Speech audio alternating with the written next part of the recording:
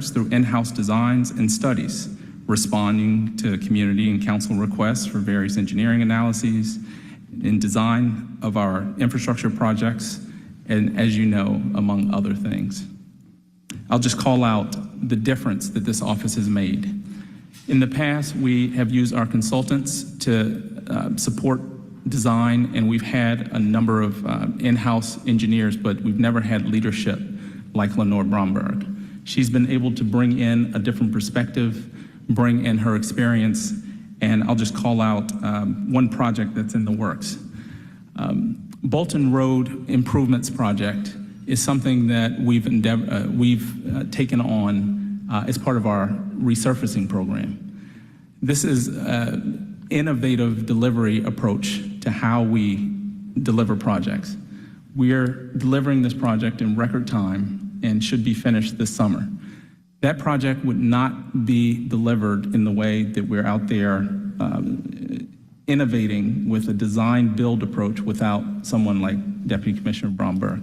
So I just want to call attention to the changes we're making to the organization and how that's affecting folks in the community. In fiscal year 24,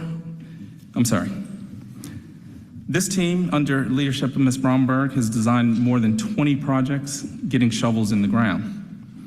At the current rate of reviews for permitting and engineering studies, we will have reviewed more than 80 project plans and issued more than 7,000 permits by the end of fiscal year 24. She's also been working with our DC, or Deputy Commissioner of Maintenance, to help restructure our permitting process to ensure that we have the right people in place to manage city permitting more efficiently. We do more. In addition, the engineering team has completed nearly 125 traffic studies and completed traffic calming evaluations and design on 77 corridors throughout the city. These are significant numbers. The Office of Transportation Infrastructure Management, again, is led by Deputy Commissioner Alan Smith. This is what we call our maintenance team, or our Get It Done team. In fiscal year 24, our maintenance crews were busy filling nearly 8,500 potholes, repairing 83 sidewalk locations, repairing or installing more than 3,000 traffic and pedestrian signals, installing traffic calming devices and traffic calming based on evaluations performed by our engineering team. And on top of all that, they've responded to 445 emergencies since I sat here before you last year. Significant. Emergency responses include anything from winter weather events to traffic signal outages, barricade deployments, road closure installations associated with incidents like gas line fires, supporting Department of Transportation, Georgia Department of Transportation for sinkholes and washouts. At ATL DOT, we've, over the last year, been analyzing our infrastructure data to be more proactive at how we manage our assets to enable crews to operate more efficiently. Our capital delivery team, led by Deputy Commissioner Moore, has been busy getting staffed up and moving Atlanta forward. The activation of projects means we've started the planning and scoping phase within the project delivery process. We've activated 62% of our projects in the first 15 months of the program, which was approved by Council in January 2023. 62% activation puts us ahead of schedule per the January 2023 legislation. Again, we are at 62% activation of our Moving Atlanta Forward program.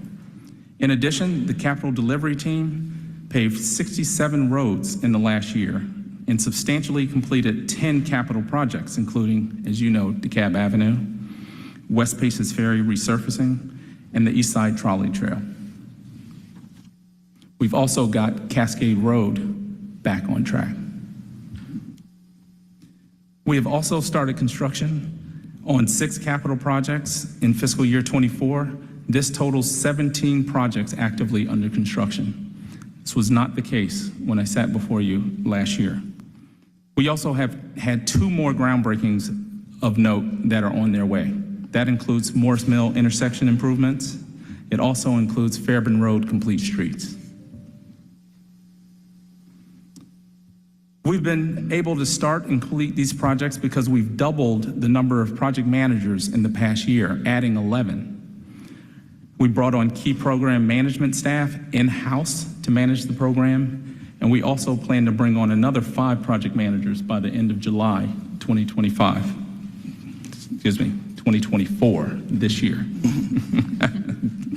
Correct myself.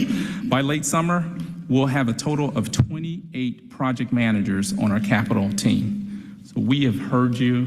We believe in what we've been assigned to do, and we are mission critical in delivering on our capital program. We'll continue our progress in fiscal year 25 and anticipate continuing to build upon the accomplishments of fiscal year 24. We'll be continuing to expand on our Light Up the Night partnership with Georgia Power to include 20,000 more lights enhanced as well as installed. Initiating our comprehensive transportation plan to set the priorities and vision for transportation in years to come. We're looking to improve our partnership coordination, including with our CIDs, our internal departments, as well as our external partners. Continuing implementation of actions and strategies outlined in our Vision Zero action plan. Continue partnerships with MARTA to deliver on key transit initiatives through the More MARTA program. Completing installation of 120 digital kiosks in time for World Cup 2026. Continuing to host 7 Atlanta Streets Alive events this year, returning to Peachtree Street and other locations around the city. Engaging proactively with our utility partners and supporting planning for all special events that are coming our way in the next 2 years. We have college football playoffs happening soon in 2025 and also World Cup obviously in 2026. But this also means that we'll be working with our partners on large regional and nationally coordinated events coming Atlanta's way. So, to support these enhancements, fiscal year 25 budget includes a 2% increase. This slide shows an abbreviated version of the 25 budget variance.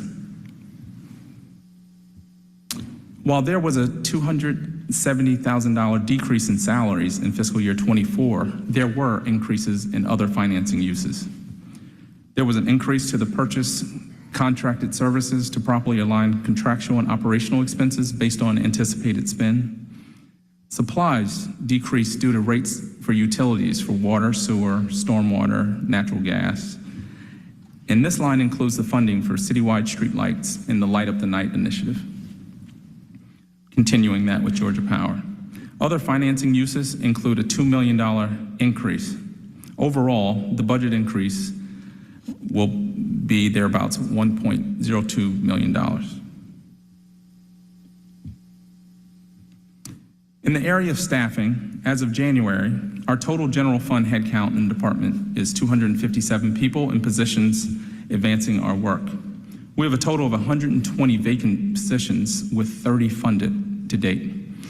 As you may know, it takes time for a department to get to its full staffing capacity, so we anticipate moderate growth in the years to come. We've been filling those critical roles across the department, and our goal is to continue filling the remaining unfunded vacancies incrementally over the next 4 years. We look forward to filling 46 positions in fiscal year 25, in which 25 are funded in our capital program. Here's a quick snapshot that I wanted to share that we thought we'd share with council as one of our priorities is project delivery. This shows where we were back in January of 2024, but this time last year, we were staffed with 13 project managers. That was a point of contention as there were concerns about our ability and our capacity to deliver on our projects and our program.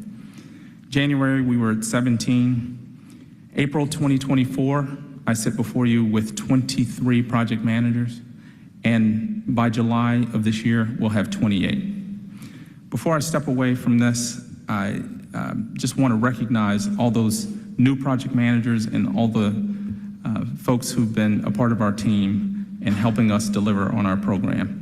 Some of those folks are here today, so if you would mind standing, I'd like council and the community to see who's delivering this program on your behalf.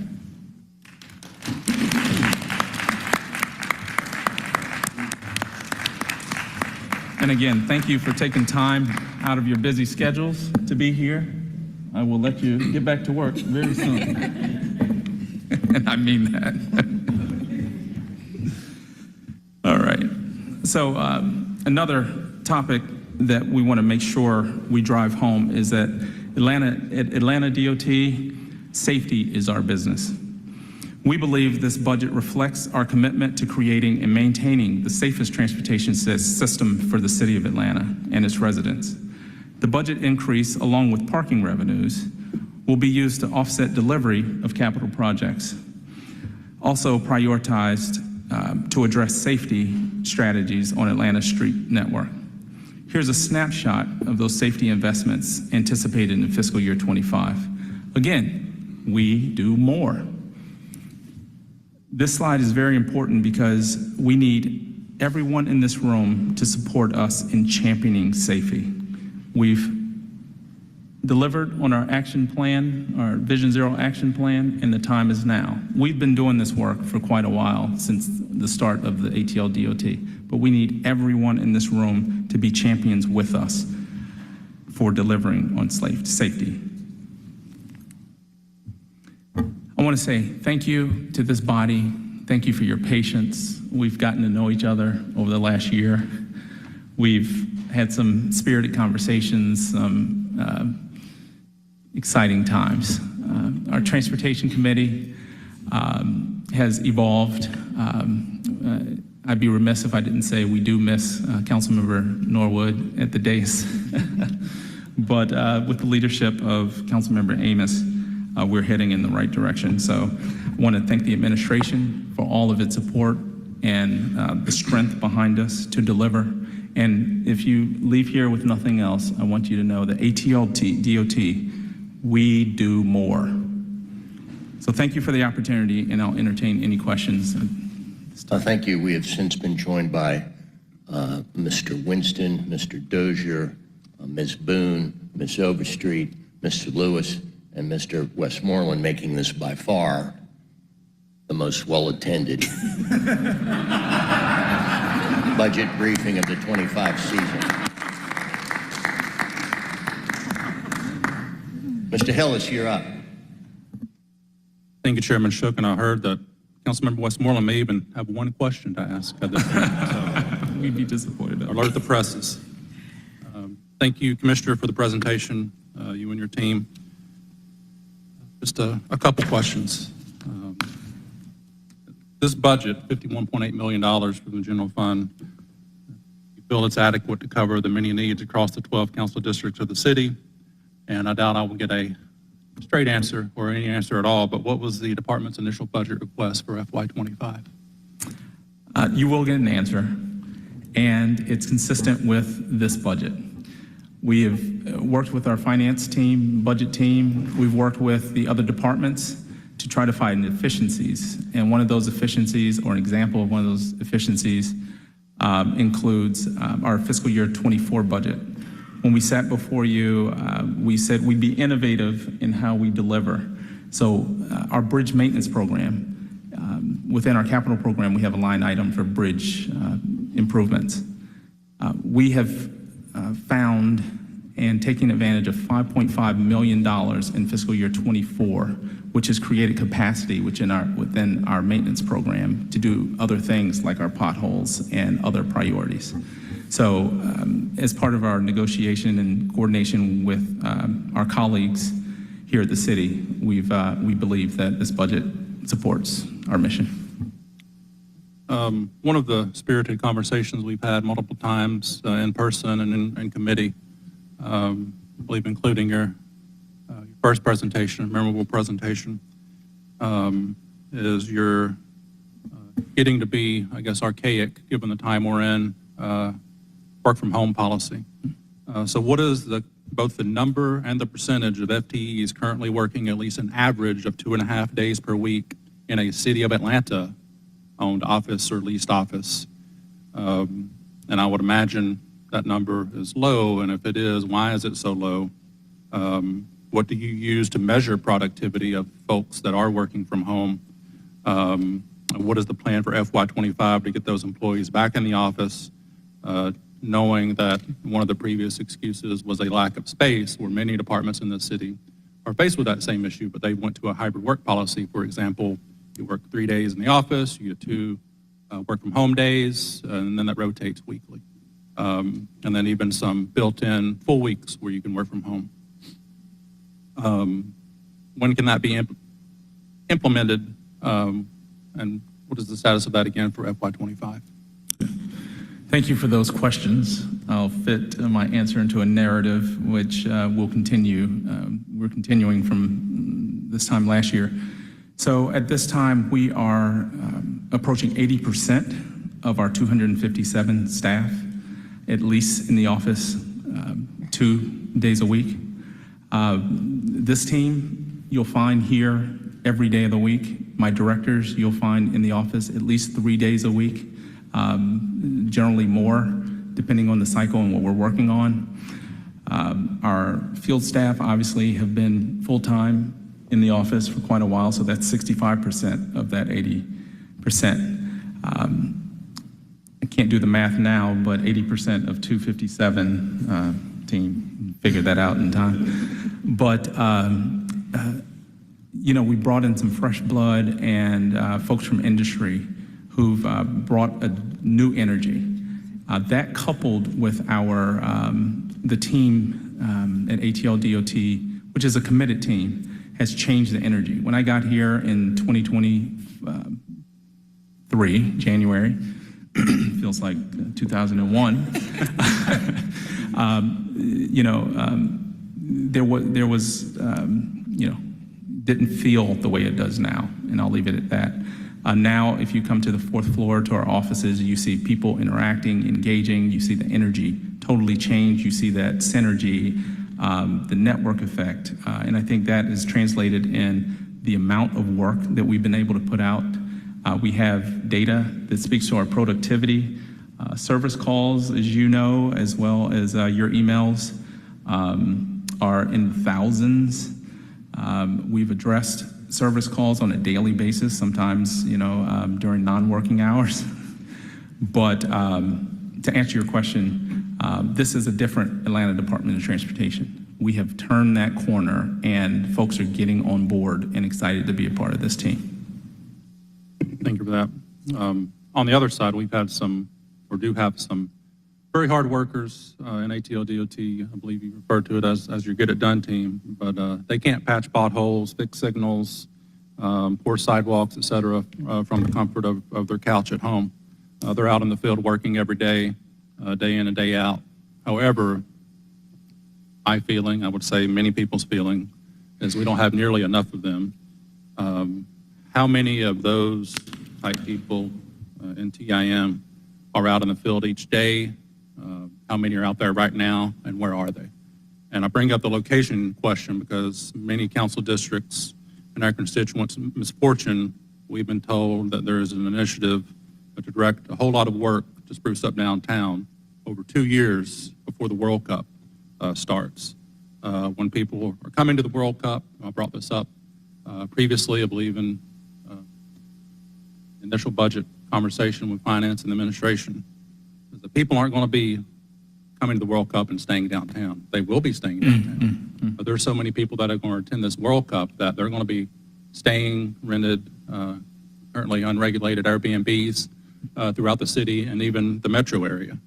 And they're going to want to get to the World Cup, for example, from my district in Riverside or Bolton or Ridgewood Heights, on sidewalks, on currently sub 50 to 40 to 30 to 20 PCI rated streets. So what is the status of getting all of that work done, not just in the downtown space, but you know, for example, the mayor and myself have an initiative to be able to connect downtown to the river. people are going to want to not only walk on that newly poured trail, they're going to need to walk from their neighborhoods to access that trail along sidewalks that either don't exist or have ADA challenges. And we all have taxpayers that want and pay for those things. And the lack of maintenance crews, whether downtown or elsewhere, hampers their ability to maintain safe conditions on our streets. So again, the specific questions: how many are out in the field each day in TIM doing that type of work? How many are out there today? Where are they at? What are they doing? And what does this FY25 budget invest in maintenance personnel, which we can also refer to as safety personnel, because they're safing up our streets? So thank you for the question, and I see Deputy Commissioner revving up on my left. So I'm going to pass the microphone to my left, but I will say I really appreciate the perspective related to World Cup 2026 being a regional event. This is not a downtown event. This will impact the region economically, our presence on the world stage, and from an infrastructure standpoint, we recognize that we're getting the city in order. There's an acute downtown district. However, our mission is to get the city in order. So I'll let Deputy Commissioner Smith speak to staffing.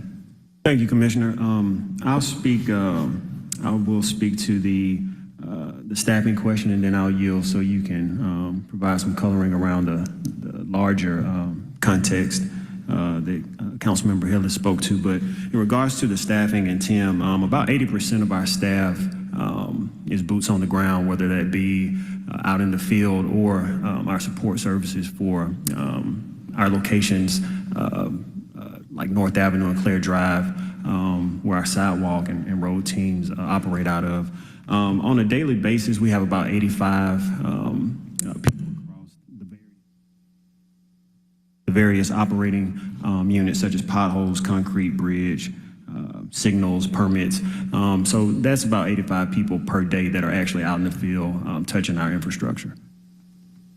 And I'll yield to you, Commissioner. Yeah, and Deputy Commissioner Smith didn't mention that I've charged them with doubling our pothole posse.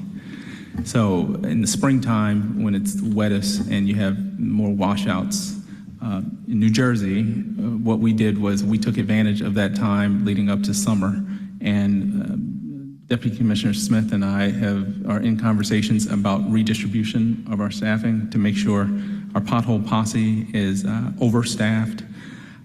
What Deputy Commissioner Smith did not mention is that we are transferring some portion of what their traditional duties have been related to sidewalks, related to spot repairs and asphalt improvements along roads to our IDIQ, or indefinite delivery, indefinite quantity program, which we're initiating this summer. So that IDIQ program allows us to bring on-calls or assign work to on-calls in a more efficient manner to get work done for our sidewalks and some of our most challenging issues throughout the city. So that's citywide, and we're looking forward to, we've been working on this for quite a long time. We have 2 phases. We're delivering or executing the first phase this summer, and then some of our larger improvements as part of our what we call large IDIQ will be activated.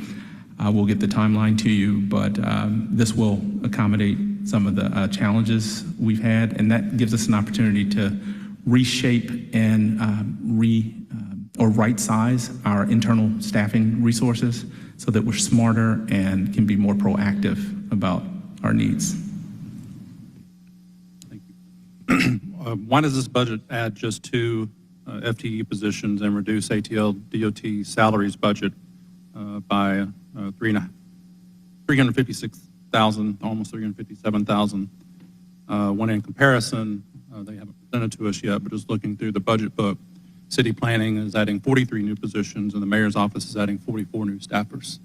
So where's the disconnect in ATL DOT getting much needed staff, whether that is engineers or planners or get it done team? So I'm going to pass the microphone over to my right to the Chief Administrative Officer, Pierre, Johnson, and he'll speak to our actual staffing numbers as of April going into fiscal year 25. So good morning.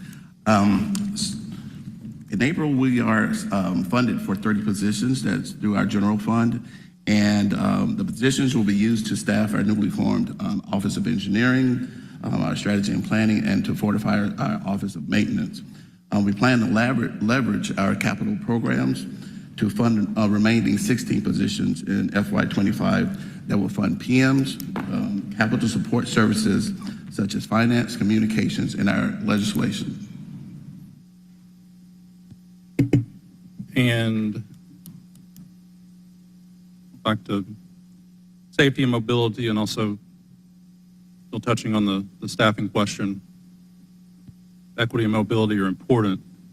Why doesn't this budget demonstrate a commitment to those in reflection of adequate staffing levels, not just in capital projects, but also planning, mobility, engineering, and maintenance? 51.8 is about 3 times less than the transportation budgets of similar NACTO cities. I know I use Nashville to compare a lot, especially my time on the Public Safety Committee. I'm originally from Tennessee. They are trimming the fat this year on their budget, and their transportation budget is $141-something proposed budget. This budget of a 2% increase doesn't even keep up with the rate of inflation over the past year, which is, I believe, around 2%, nor, if you look at the budget as a whole, general fund budget that we are proposing, it is an 8% increase. So again, where's the disconnect in ATO DOT and what they are getting? So, Deputy Commissioner Smoot Madison will speak to our safety initiatives and our safety resources that are included in the budget. Good morning. So as Commissioner mentioned, we have been able to grow our strategy and planning team by really over 400% since ATL DOT was stood up. We started with a team of 3 and have added 3 additional staff each fiscal year since DOT has been started. And we look forward to continuing that growth. In FY25, under this budget, we will be able to add an additional 3 to 5 staff to our strategy and planning team. And we have been filling key roles, such as our Vision Zero manager, who's been driving our safety initiatives both internally and externally, doing a lot of the coordination across our functional areas and offices to make sure all of our staff is well versed in Vision Zero and that every single function of the department is really embedding Vision Zero into everything that we do. So when you look at the whole entirety of the department, everyone's driving Vision Zero. Some portion of their time and work is dedicated to getting safety improvements on the ground, planning for safety and mobility, and we look forward to just continuing that growth. So I think with the additional staff that we'll have in FY25 and then beyond, as long as we can continue to add 3 to 5 staff, we really will be at capacity in the next few years. So I think hopefully that answers your question, but we really have been able to fill some key gaps. And in this next fiscal year, we look forward to continue to fill some of our key gaps, such as grant strategists. We've been pursuing a lot of federal dollars just with the staff that we have. So we look forward to bringing someone on board who can really help us strategize around pursuit of federal dollars, including entry-level planning positions. We have senior level, we've got some great directors, we've got program managers, but to really have those boots on the ground planners who can help fill the gaps is going to be critical also. Two items that many see need improvement on that I'll bring up together is how does this budget, number one, improve enforcement in ATO DOT? One example I'll use that you are familiar with is when I say enforcement, I mean enforcing ourselves, enforcing your contractors, and enforcing private contractors, just as I brought up with Watershed. Private contractor tapped into either water or sewer or gas at a new construction build, and this is on AK Electric Street, that serves as a major artery between an arterial and another collector, and that there was basically a lane closure, non-permitted, for 4, 5, 6 months until ATL DOT was able to go out and enforce that and get that contractor to fix it. And then related to that, going through the process of trying to get it fixed, what in this budget goes towards much better communication and transparency, whether it's between council members and DOT, our constituents and DOT, getting people to attend neighborhood and MPU meetings for DOT, because there's a real lack of communication. And I will call out, positively call out 2 people in your office, Ms. Carla Smith and Ms. Angela Campbell, who are great and very responsive. However, they aren't out on the field. They're not plan reviewers. They're not engineers. They can only communicate with us what is communicated to them by the team. So what is the plan? Better enforcement, better communication, and transparency. So I'll take that in 2 parts. When we talk enforcement, it has to be a whole of government approach, as enforcement is a challenge for many of our operating departments. So if we consider public works, if we consider watershed management, much of our work is connected in some way. There's a nexus between what we do and infrastructure. So that's a conversation that will be ongoing with now Commissioner Wiggins at the helm and his teams and a new commissioner. I'd speak to our permitting process and our inspectors who are out in the field. I'll let Deputy Commissioner Bromberg speak in a second, but that's a part of the challenges that she's been charged to work with our maintenance team to try to get their arms around. Our permitting process has evolved and is still evolving. However, we've had a utility day here in the city just last month. The mayor joined executives with the utility companies to talk about our shared challenges and working together, the ability to get contracts and projects out on the road to minimize impacts. But as it relates to enforcement, that's a systemic challenge that we're working city planning, public works, watershed management to fix. We've invested in this budget in additional staff. We are currently actively hiring inspectors and actual traffic engineers to participate in the inspection process. So in terms of plan reviews, in terms of the process restoration, which we all know is one of the greatest challenges, and I know Commissioner Wiggins spoke to that a couple days ago. This team is fully engaged in that process. But before I go too much further and address the second question, I'll pass the mic. Thank you, and good morning. As Commissioner said, DC Smith and I have been working really hard on the permitting process in general, with a few goals in mind. The first was to try and simplify the process so that our applicants can get to their permits with the correct information, which I'll come back to in a second, as quickly as we can so we can get that work underway. The other part of what we've been doing is to separate the actual intake and plan review to look at the technical aspects of an application that's coming in away from the inspection. Those were all joined together into the same group. And so to separate those activities, the permitting intake staff now report under the Office of Engineering, which is the other traffic engineers that we are hiring is to help with the plan review. It's key that we have the right details, the right plans, the right information before they get started, the right restoration plan, the right trench detail, because if that is not in the plans, our inspectors don't have something to look at to make sure that they're doing it correctly. The other part of that is to then take the inspection team, since they no longer have to do a lot of that paperwork and processing, their focus is on enforcement. It's on making sure that the plans are being followed.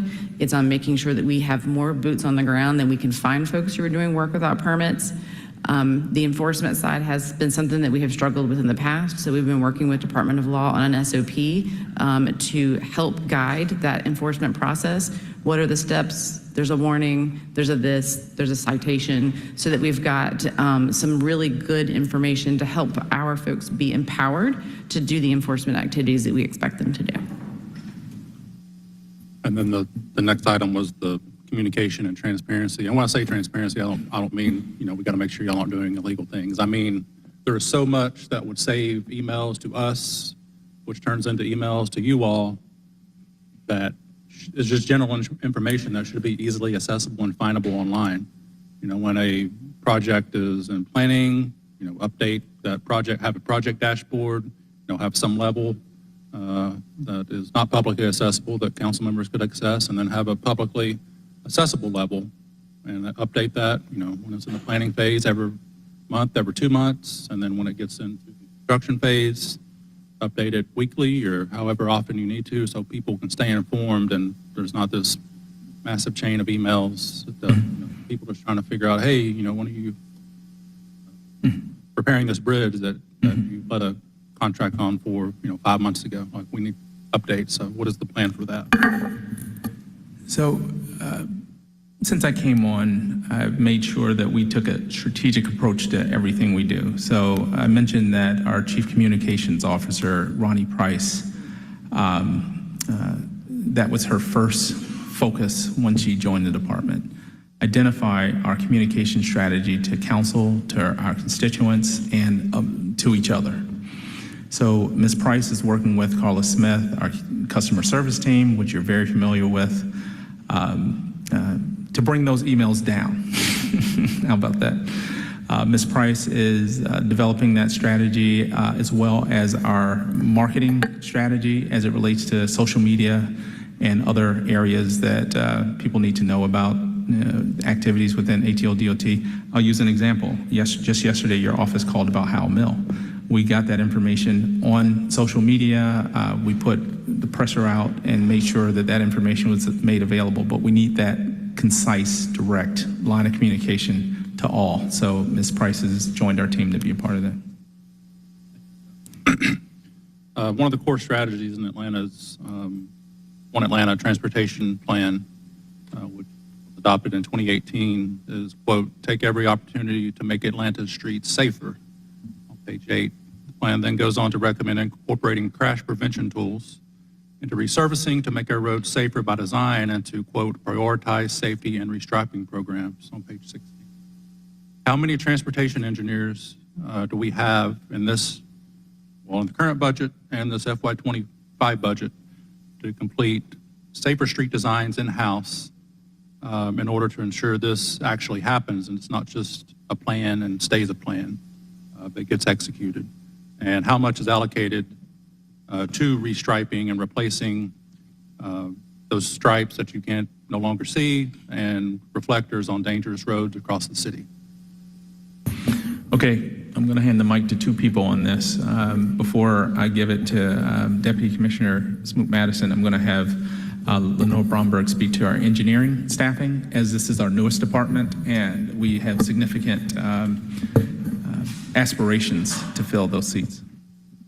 Absolutely. We currently have 8 engineers, including myself as a registered engineer, who are working on those projects. That's both in our in-house design team, which is a team of 4, and then we also have a specifically designing and striping. Since you mentioned that, we have a designated team that focuses primarily on that. And I called out in the presentation numbers related to the work that's been done in fiscal 24 so far, but I'll speak to the One Atlanta goal of leveraging every opportunity to integrate safety. So that includes the projects that we're getting on the ground, our capital delivery projects. We're engaging with our project managers and our capital delivery team to educate about Vision Zero interventions and countermeasures to make sure that those projects can also deliver on Vision Zero. But then also, it also includes looking at how we maintain our streets and resurfacing, as you mentioned. So we have been sort of re-strategizing how we approach our resurfacing program and making sure that we are able to address our high priority streets, such as our priority 1 and 2 corridors, which are generally our most dangerous corridors, and being able to add dollars or pursue additional dollars to make sure that we can integrate safety into those projects. We're strategizing around the specific criteria to help us identify those corridors. So looking at planned and programmed projects that may be called out in like the Atlanta Transportation Plan or Cycle Atlanta 1.0 or 2.0, looking at vehicle volumes, looking at specific proximity to specific vulnerable user land uses, so schools, communities of concerns, parks. So just making sure that we're in, as well as the PCI, pavement condition index data. So a lot of that will be driving how we identify locations to be resurfaced in the future and being able to integrate safety into those projects. And some of it was in your presentation, but how many new miles of both new, and I mean actual, like full, not replacement, but places that have never had sidewalks before. How many miles of new sidewalks and new protected bike lanes, brand new protected bike lanes, is ATL DOT added so far in FY24, and what is funded in FY25? You stated in the presentation, one of your slides states 7 miles of new, or I think it was improved or something, but just new. I mean, improving a bike lane can be blowing the leaves off of it. But how many miles of new protected bike lane have we added in FY24 and new sidewalks? What's the goal for 25? So I'll have to get some of those numbers to you in terms of new. I want to call attention to our comprehensive transportation plan. So you mentioned the One Atlanta plan, which is now they're going on 6 years old. That needs to be updated every 5 years. And as one of our key initiatives is to update that to include our bike network and the changes that we've seen since 2018. We're working with the development, the CDP, comprehensive development plan, and looking at development patterns throughout the city. And those bike lanes and the bike network will support that. So I'll get back to you in terms of how many new have been installed, but also are projected. Part of that will be a part of our planning, as part of our comprehensive transportation plan.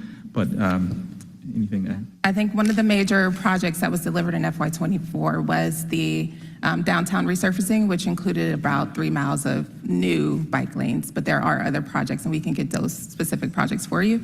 And then just related to sidewalks, I want to reiterate what Commissioner mentioned before. We have $150 million in new sidewalks that will be installed as a part of moving Atlanta forward, as well as just speaking to your World Cup question before. We are also eager to make sure that Atlanta is well suited and well connected to get people around. We are pushing the idea that really the predominant mode share for getting to World Cup and getting into the city of Atlanta should be taking transit.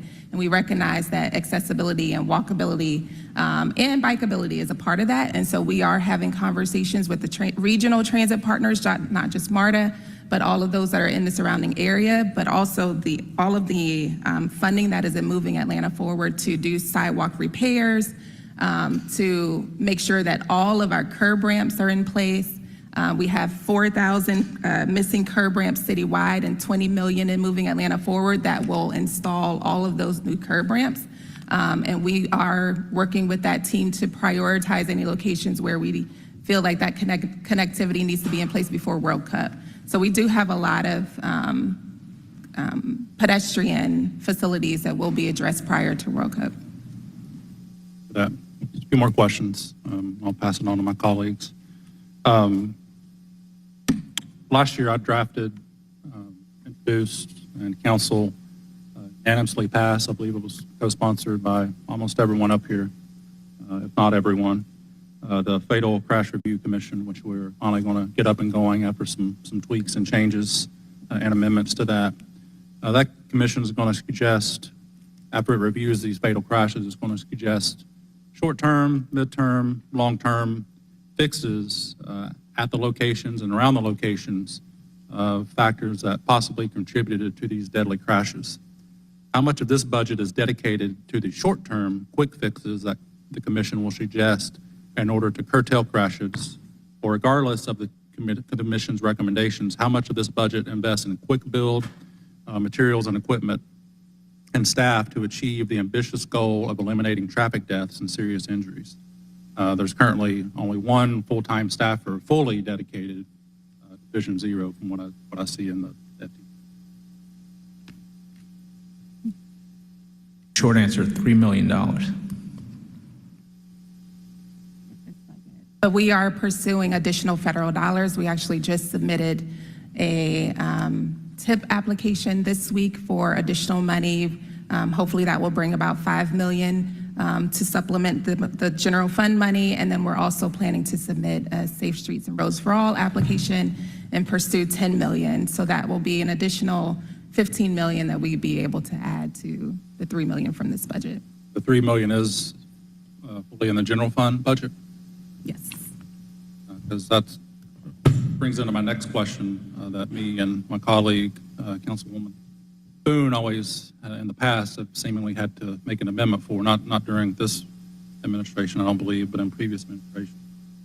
So how is this budget going to eliminate the 2-year traffic calming backlog and allow staff to implement more strategic process for selecting and designing traffic calming projects? Because we can throw on a list of just, I want to fund this and go do it. I don't care about a study. I don't do that because I believe in studies and then implementing studies. But it's my opinion, may not be others, that we should be putting our time and effort into where actual traffic calming is going to make a difference. So glad to hear about the $3 million. And I know there's other funds elsewhere.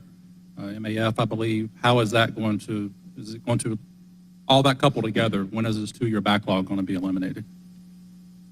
And you can take the ones that aren't necessarily needed out of the backlog, if you ask me. But I'll take the first stab at this. We actually have a several-pronged approach. We do have funds that are allocated in the transportation fund. I think historically it's been about $1 million a year. We've also had obviously council contributions that have come into those funds as well.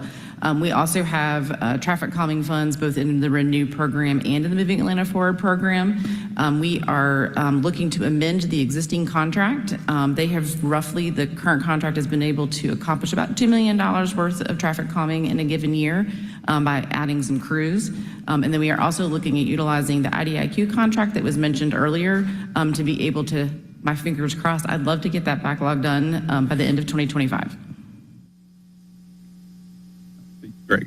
And I'll add one more thing to that, because you mentioned ones that maybe weren't necessarily needed. As DC Smith-Madison mentioned, we have a lot of prioritization tools that we've been using to evaluate corridors and making sure that we are not just doing ones that folks have asked us to do, but that prioritization list also includes finding corridors that are actually ideal candidates that we would recommend those funds also be spent on. So that's another prong to the approach of expanding even beyond what the backlog is, but those will all be put together. So before we get too much too far down this rabbit hole of safety and addressing corridors, a year ago you gave us $12 million to address safety and resurfacing along our roadways.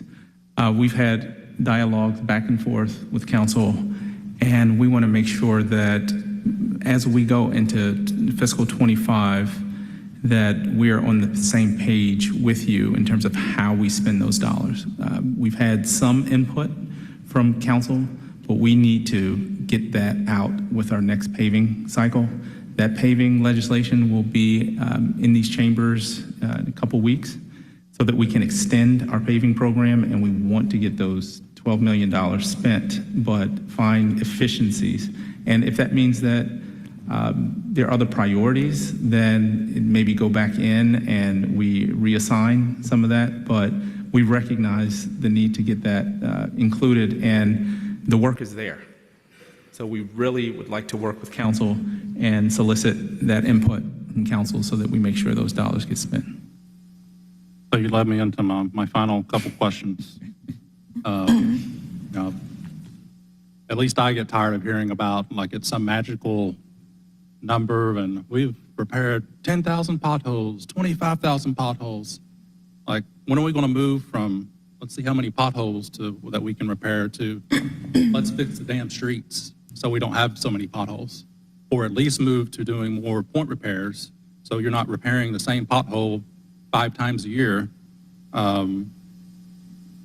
So my understanding is with pothole repair, it's moved all to pothole repair. We're not doing any point repairs right now, which would prevent the potholes from reoccurring. So are we tracking how often we're repairing the same potholes? What is the process, if there is one, to move that from a pothole to a point repair? And then just overall, to move to addressing the massive number of streets that we have, CIs in the 50s, 40s, 30s, 20s. I have some fairly well-traveled local roads that have them in the teens. And so to answer all that, you mentioned the 12 million. We've had multiple conversations about that, given you a list. I'm looking forward to moving that into action because we're going to, from my last understanding, just speaking to my district specifically, we've all got the 1 million from the $12 million paper that was passed after this last budget discussion. We are behind 2 years in LMIG funds, which we just haven't used them because the prior administration decided not to resurface for 2 years. And then additionally, myself and maybe some other council members have dedicated their district-specific MAF funds to resurfacing and safety projects. So how do we move from look at how many potholes we've repaired to look at how many streets paved that haven't been touched by the city other than throwing some cold or hot mix in a hole for 20 to 30 years? Yeah. So this might not be the answer you're looking for, council member, but we have to walk and chew gum at the same time. This is a massive systemic challenge considering what's under our pavement. There was a trolley system that ran the streets of Atlanta. So if you dig down, you'll find all kind of composite materials underneath our pavement. And the way it's been handled in the past may not have been the most systematic approach, but you're talking to a team of engineers and planners who are focused on strategy. We have been wrapping our heads around this. There is an active strategy focused on taking that away from a reactive, put out fires, deal with potholes, washouts, is just not sustainable approach to looking at a smarter, more pavement preservation approach, which, shucks. The American Public Works Association will be here this summer, their national convention, APWX. You walk to the convention center and ask, just pick someone out of the crowd and they can tell you about pavement preservation. So that's what this team is focused on, and we're looking forward to changing the way we do business. And we've been working on that since 2023. Well, my final statement and question, but before I do that, you mentioned the old trolley car system. Many of those have very wide, already paved corridors, and those will be great candidates for protected bike lanes, AKA Hollywood Road is one of them in my district, which we have at least one, if not two, trail systems that's going to cross over that would be able to connect multiple neighborhoods. So I'd like to have that looked into. Well, all of this is obviously a very high priority for us here on council. It's a high priority for Mayor Dickens. And after all, this is really seen as his department. He introduced the legislation to create it back during his second term, my first term. I think he's expressed the dire need for improvements, given the recent reorganization and appointment of Mr. Amon as the Chief Strategy Officer and IDing MEF as one of the two major initiatives he's going to be tasked with taking on. Given where you are now, what you're working on, where do you see ATL DOT 1 year from now? And will me and my colleagues be sitting here expressing the same level of frustration, or will it finally be a new day for transportation safety and infrastructure improvement in our city? Anyone want to take this? I think that's a commissioner level question. No. We sit together every week and we have the same conversation. So we are one of you, right? Many of us are residents, and I want to say that the mayor often mentions that Atlanta is a group project. There is no lack of intent and energy exerted by this group and our staff to bring us to our full potential. It's hard to put into words how every day, every week, this team gets together in a conference room and we go through our strategy to think about how we address the challenges that we hear in Transportation Committee, that we work with you on a daily basis. I will not mention the number of emails that we get from the public, our council and all, but it just speaks to the energy and the commitment to the city.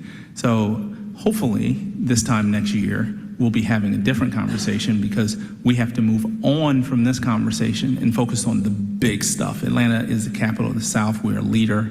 We need to be showing all of Nashville and everyone else how it's done. So we have our team in place. It took us fiscal year 24 to get our team in place. We're staffing up. We are putting systems and processes in place to make that happen. But hopefully you're a part of that future that we hope to build toward. So I'll leave it there. Thank you, Commissioner, and your team. I look forward to next week. You still giving your quarterly on my birthday for my birthday present? Yes. Chairman Shook, how many of my 45 allocated minutes did I use? Do I have any? I think that was a new indoor record. All right, virtually everyone here is in the queue. Ms. Overstreet, you're up.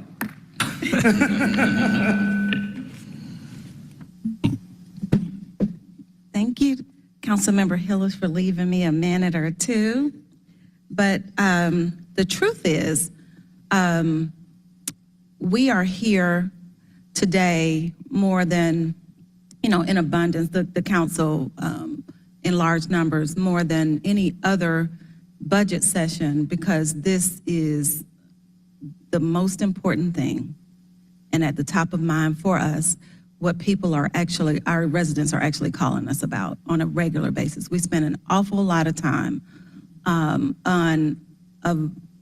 outside of any time we're at City Hall and we're on the streets. This is what we hear about. Let me just give you a little list of some of the major people that have come before us, and we were skeletal here at budget hearings. That would be the administration to kick off, to open up, APD, Chief Shearbaum, Public Works, Watershed, Law, everyone is coming before us, and we're here today because this is top of mind. And I know that you guys have good intentions, and we all do, actually. I know this. But we need to do everything that we're capable of doing, more than intentions, to deliver these projects.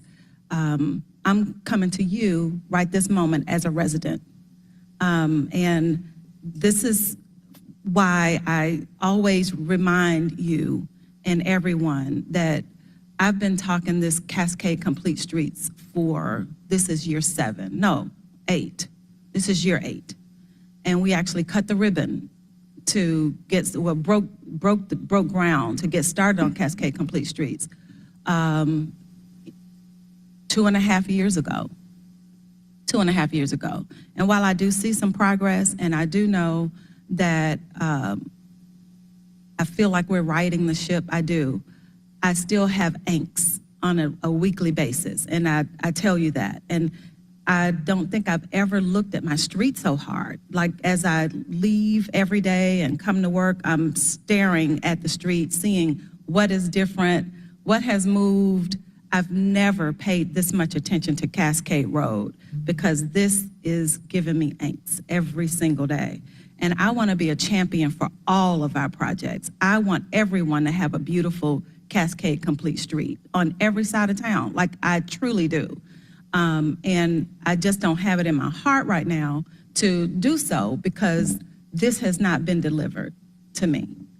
And I don't want to be in this space. I want to move out of this space like nobody's business. I'm ready for Cascade Complete Streets to be completely done and beautiful and usable, and I want to be on it immediately.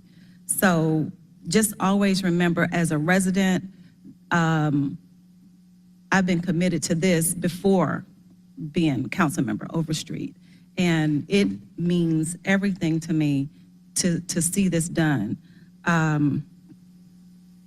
You know, I just want to put that out there. I know our next community meeting, do you know how many we've had so far? Is it 4 community meetings? 3 since my tenure. 3? Okay, well, You've had more. yeah, it feels Since like our I've had tenure more. in 2023 Okay. into 24, it's been 3, and we're looking forward to June, and we'll get the date. Yeah, for- we're going to get a June date. We're not going to count the last one we had. Yeah, that didn't work. Okay. That was, we're going to act like that one. We're going to get a do-over. That's what June is about. We're not going to count that one. But I know that the contractor will have a representative to answer important questions for the community in June for our next community meeting. And we're going to have more of those until we are all walking on Cascade Complete Streets, until it's done. And again, I want to be excited about every project that you're speaking about. I want to be excited about Howell Mill. If I tell you how many people are asking me, why is Howell Mill being done and Cascade Complete Streets should have been done in 2019, it will blow your mind. They don't understand scope and planning and delivery models and all of that. All they know is that they've been told that we're supposed to have a complete street, and they don't see it. And now we've got detours. So we've got to deliver. When I say angst, I have a lot of it. And I just want to get past where we are right now. Another thing I'd like to speak about is the World Cup and Beltline exclusion. You know, District 11, we have 0 World Cup conversations, but you all are speaking about World Cup as, you know, now we need to get this done, we got to get these sidewalks in, we got to get this done and that done, and just keep in mind that none of that is resonating with Southwest Atlanta, because we need sidewalks because they're going to from their homes to the bus stop to get to work on the grass and in the dirt and in the roads, okay? So don't forget that part, that we need sidewalks for everyday life. Cars are driving too fast, and we have people literally walking in the road with those 50 miles per hour cars, and it has nothing to do with World Cup or getting to a Beltline. So let's just remember that. I do want to back up for a second and give you all some kudos.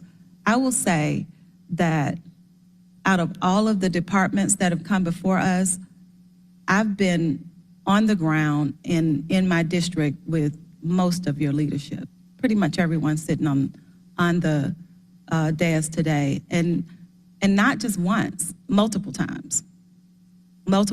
So I do want to show you that I let you know that I do appreciate the work that you all are putting in. I don't want to sound like, you can't do enough for me, because that's not the truth. I know that you're getting to know the detailed issues in my community, and it's more than just one project. I understand that, I really do. I just know that on a day-to-day basis, we are really faced with major challenges that are quality of life issues. Niski Lake, where MARTA can't MARTA has dropped the whole route on that portion of Route 83. It's been dropped. And I, for the life of me, can't understand how we can justify that by saying the road is just not wide enough. It floors me.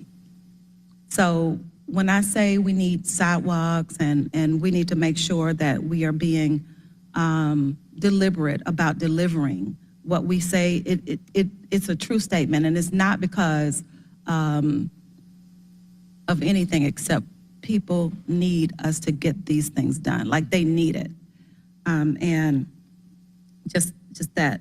Also, I want to talk about something that is actually funded and not delivered. And this was funded in FY24 and not delivered. And that's the beautification of Cascade at 285. Not even a flower. And we had a budget item that was specific to it.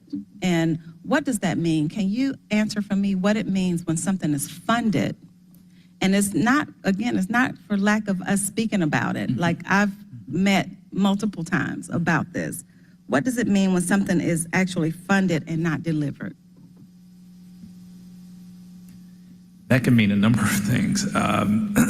If I could speak directly to the Cascade 285 program, and let me first say thank you for recognizing our staff. We have literally gotten to know the community by name, and it's been a pleasure. But when we talk about funding a project, there are a number of steps that go into getting shovels in the ground. Specifically speaking to Cascade beautification, there's been a transition of responsibilities between departments as part of this administration and the whole of government approach. So we've been working with Commissioner Wiggins while he's at DPW to figure out how we can expedite beautification along the corridor. So there are two locations, and I will let Deputy Commissioner Smith speak to our schedule. Sure. Thank you for that question, Councilmember Overstreet. So as Commissioner Cabinet said, there were two locations, or are two locations in your district that you had some concerns about, one of which was the Sandtown Triangle. As he mentioned, we worked with DPW to take that project on, and that was completed about a month ago. Cascade 285 is a bit larger of an endeavor. Right now, we are working on just the paperwork side to actually get that project done. We anticipate having a purchase order completed probably by the end of this month, and the contractor will mobilize soon thereafter, probably within 30 days to break ground. And we anticipate taking about 2 months to complete that project. So it is underway. And to add to that, we will have a schedule and status and actual plans as to what we can expect out on that interchange. Okay. Over to you as soon as possible. Okay. So I hope so. Okay. I mean, this is a whole year later. So I'm hoping so, because this is something that we all agreed was going to get done. And it was funded, and we purposefully worked on it, and it didn't happen. So I hope so. I really do. And can't wait to give y'all the kudos that you deserve in our transportation committee once we get going on that.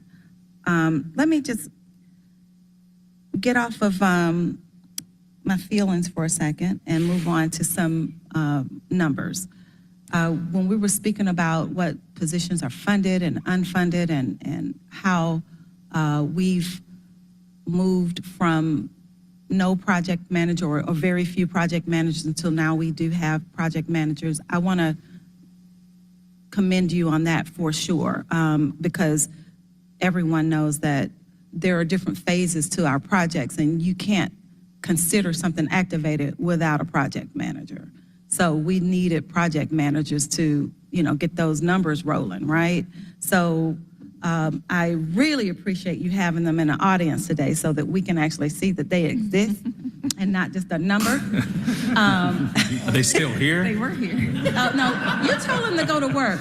You told them to get to work, and they got up and they went out there and they got to work. Yeah, you say it again. Oh, there's a couple left. Well, that's good. So you have so many that some are going to work and some are still in here. Oh, no. Yeah, so, but yeah, that's a really good thing. And it was important that we truly got that visual. And so seen, thank you.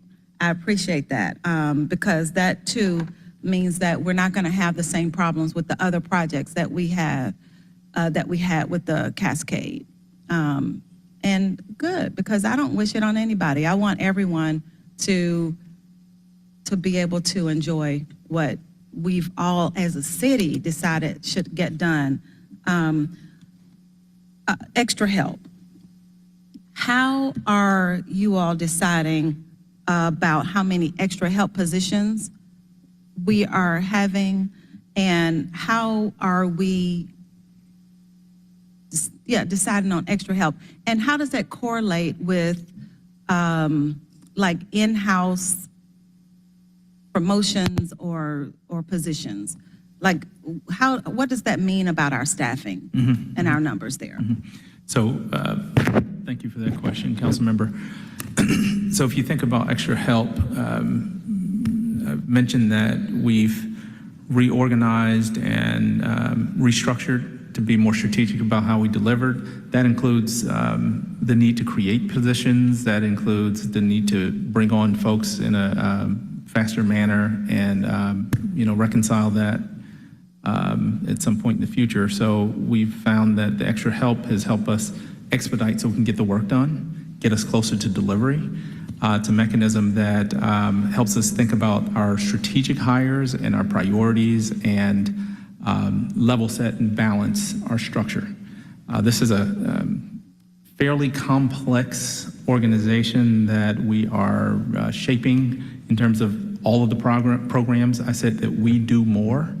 We do a lot in ATL DOT. We need to get it out, but the extra help provides us that mechanism to bring on what we need now to be able to deliver, get us closer to delivery.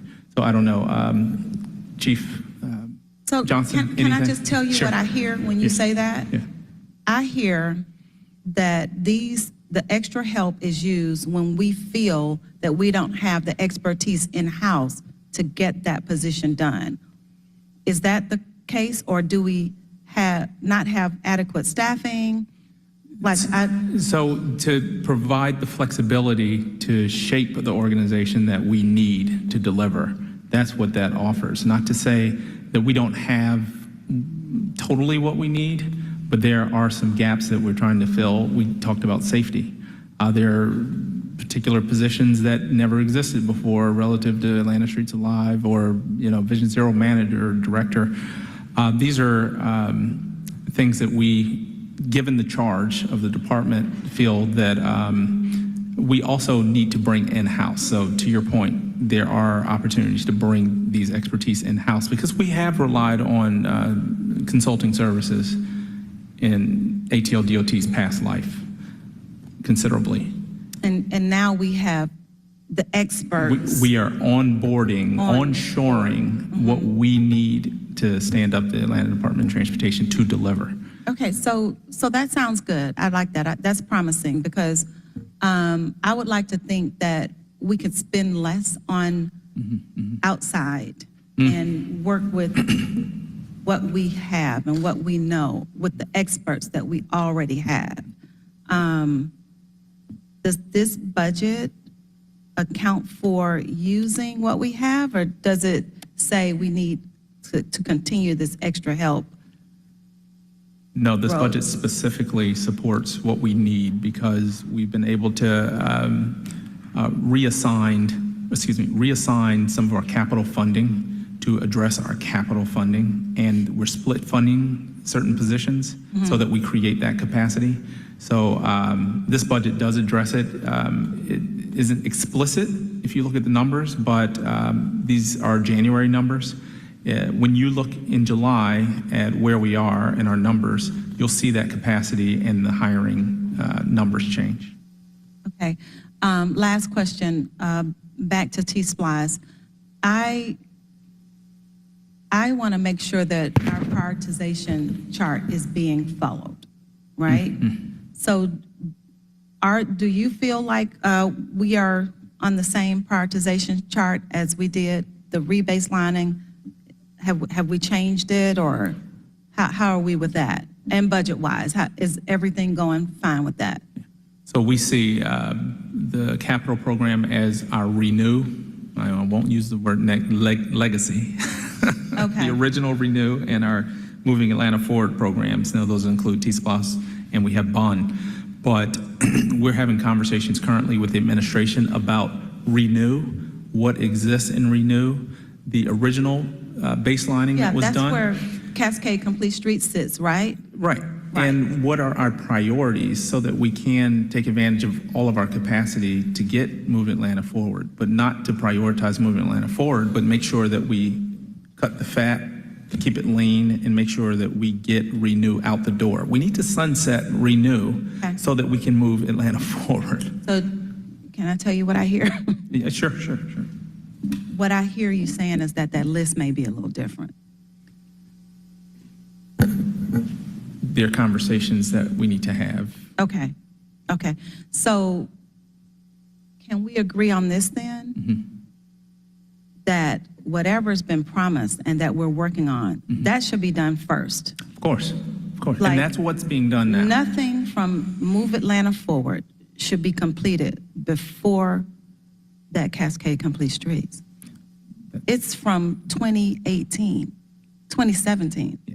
That's a very loaded statement because we have some small Moving Atlanta Forwards that we are. Okay, well, complete But to streets your point, yes. The complete streets. Everything in construction is Moving Atlanta Forward. We might have, is Renew. No, don't kill me. Right. I felt the eyes. It's Renew. Is Renew. That is our 17 projects that are happening, and in fiscal year 25, we will be filling in with those projects to get them out the door. Okay. Get them finished. So, I'm fine with having a conversation about that later. Okay. I am. Didn't know I was going to push up on that at all. But yeah, I definitely want to make sure that Renew, as we close it out, that is our priority. We have to finish that before we can start delivering anything that was promised afterwards. And that's the reality we're living on the ground. So we agree. Okay. Totally agree with you. Yeah, it's the right thing to do. It's the right thing to do, for sure. So another meeting, for sure. With that, I yield. But seriously, thank you for your presentation. Thank you for the work that you all, the whole team, has put in. And, even your team, as I look out through the audience, I've seen them in the district. I do thank you. I just know that we have to get this done. We have to. Yeah, it's the right thing to do. Thank you, Council. Look there. I'm all done.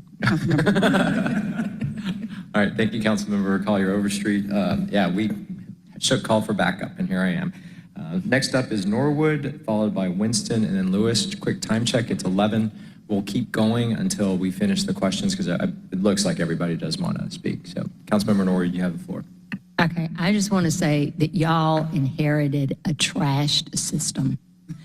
For the past dozen years before this mayor came in, it was, what do I, as mayor, want to do? Where do I, as mayor, want to put money, whether or not it was legislated, whether or not it was authorized? And I'm not going to cite names because I'm not going to get sued for slander, but we all know what we're talking about. So y'all inherited essentially a dozen years of not doing this systematically, fairly, and in a way that makes us proud to be Atlantans. So I appreciate you coming from way behind the curveball to try to bring us up to date. So I have just 2 or 3 things real quick. Number one is the repairs, whether it's point repair or pothole repair. And my question is this: as I look at so many streets, my district, other districts, but my district, where repairs are made, but there isn't the equipment to make it smooth enough. So the only time I actually got smooth stuff was with whatever equipment that y'all took up, thank you very much, the speed humps that were a divisive situation. But though that street is actually smoother than where you have done repairs on all these other streets. So if there's a piece of equipment that we need to put in the budget that will literally flatten it back out, because I have streets where 85% of it is not terrible, but 15% of it is terrible. And for y'all to send crews out for the 15% that's terrible all over the city, it's difficult. So I think it's got to be equipment, or it's got to be the way they're filling the actual process. But please look at that, because I think we save all of us, and you particularly, a lot of headaches if that gets either double checked by somebody coming out after the guys, and I appreciate when they come out in the middle of the night and plates are moved and they come and fix them, and so I am very grateful. But I'd like to see if there's a way that we know that when they've gone out, they've got the right equipment and the right composites materials to make it work. Second thing is, and I have talked about this for a while, but I want to officially ask for it right now in the middle of budget session. I would like to see commuter streets be able to use impact fees to get rebuilt. And we can do that with, in my view, with a percentage of increased traffic versus others surrounding streets, and degradation, the deterioration of the street.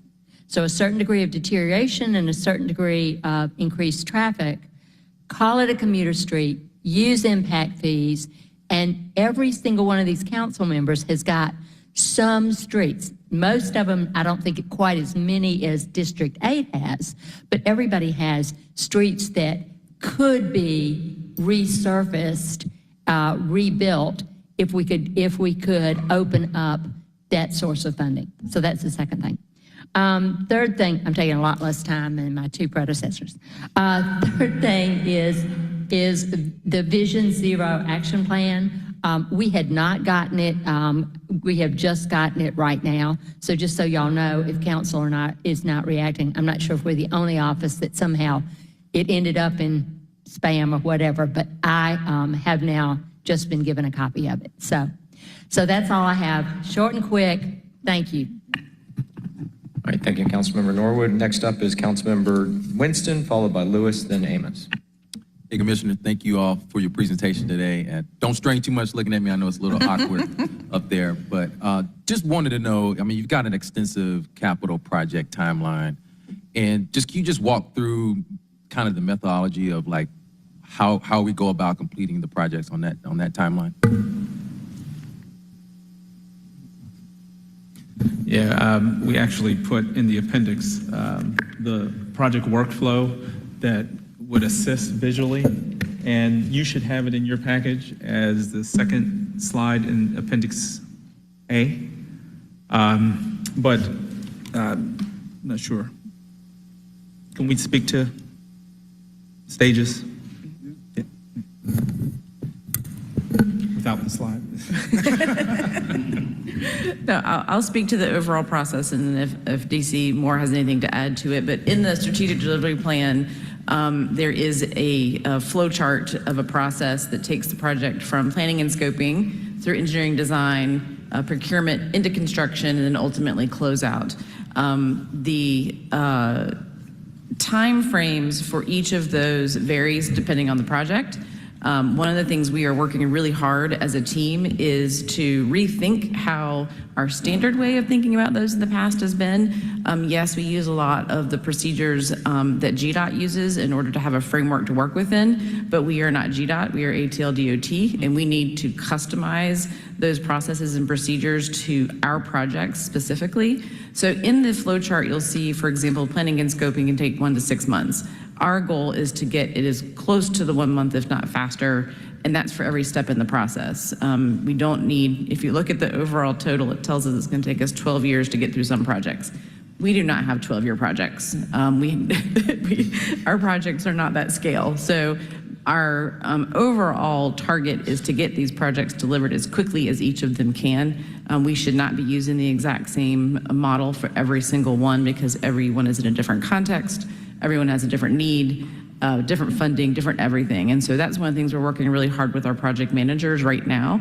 We have a lot we've just onboarded is going through those projects to identify those needs and make sure that we scope it correctly and lay out that expectation for those schedules. So that's actually something we're working on right now, going through all of that.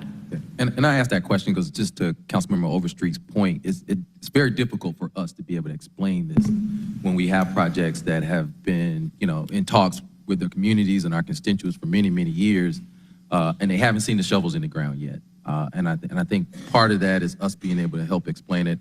I won't talk about, too many specific projects in my district, but, South Boulevard is one of those for me. It's a complete street. It goes through 7 neighborhoods, that project does. It touches 3 MPUs. So I can't go to a meeting, I can't talk to a constituent without that coming up. And so, we just need the tools to be able to explain to our constituents what it means to go through an extensive procurement process, what that looks like for the city of Atlanta. I know there's an extensive amount of community engagement that has come along with that, and I appreciate that, and I know your team has done a wonderful job of helping me with the community engagement in my district. But there's so many people that have moved into the community that just see a street that is in disrepair. And they don't know about that timeline. So I know one of the things I've talked about, even signage would help. Having a QR code on it so that when people walk by, they have an opportunity to see that something is actually coming. So they don't know that, just we're letting things get in disrepair as they are. And so I think, some of that would be very, very helpful as we move forward.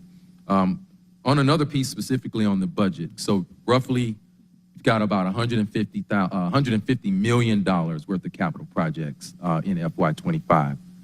If you break down the personnel side of it and looking at all the other parts of the general fund, you've got about $50 million to be able to help you implement those projects. That includes personnel, contracted services.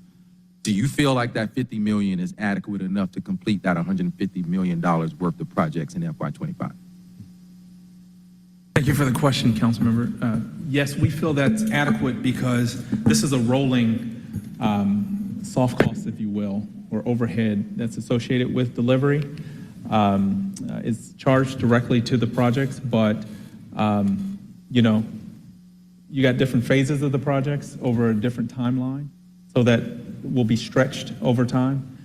There's a balancing act that we're doing in terms of the capital program, weighing impacts to the general fund, impacts to our safety programs, and the different maintenance programs. So we feel that what's been assigned is consistent with where we need to be through 25. There will be adjustments made on our balance sheet, but at this time, especially given the projects, we feel that we're in a good place.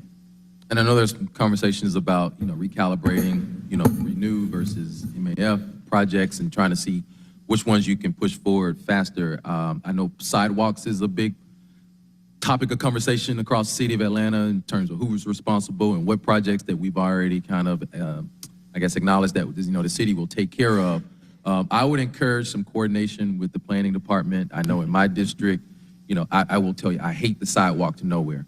There's a new construction, someone builds a sidewalk, it's on one side of the street. We have worked with developers as much as we can in my office to not do that so that we can redirect those funds either to a general pool where we can put them in places where they're needed. But it just doesn't seem like that coordination is happening. And I think that could help us be able to strategically place sidewalks where they need to be, where they're going to be in safer corridors.